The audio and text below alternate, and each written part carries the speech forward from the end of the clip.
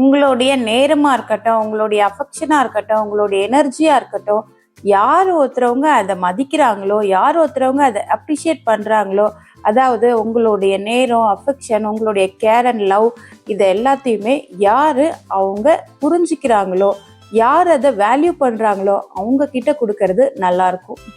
உங்களுடைய value and அஃபெக்ஷனை மதிக்காத இடத்துல நீங்கள் எவ்வளோ தான் எமோஷ்னல் அண்ட் இன்வெஸ்டடாக இருந்தாலுமே அது வேஸ்ட்டு தான்.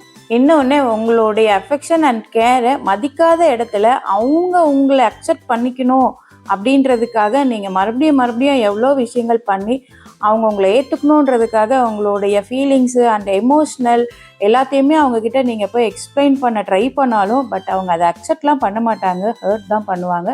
மைண்டில் வச்சுக்கோங்க. யாருக்கு உங்களுடைய கேர், உங்களுடைய அஃபெக்ஷன் தேவைப்படுதோ அவங்களுக்கு கொடுங்க. உங்களுடைய லைஃப் நல்லாயிருக்கும். வேணாம், இந்த பர்சன் எனக்கு வேணாம் அப்படின்ற ஒரு பர்சன் கிட்ட போயிட்டு, அதாவது நீங்கள் வேணாம், ஓப்பனாக சொல்லணும்னா நீங்கள் வேணாம் அப்படின்னு சொல்கிற பர்சன் கிட்ட மறுபடியும் போயிட்டு உங்களுடைய ஃபீலிங்ஸ், எமோஷ்னலை போய் அவங்கக்கிட்ட ஷேர் பண்ணிங்கன்னா அது நீங்கள் பண்ணுற ஒரு பெரிய முட்டாள்தனம்.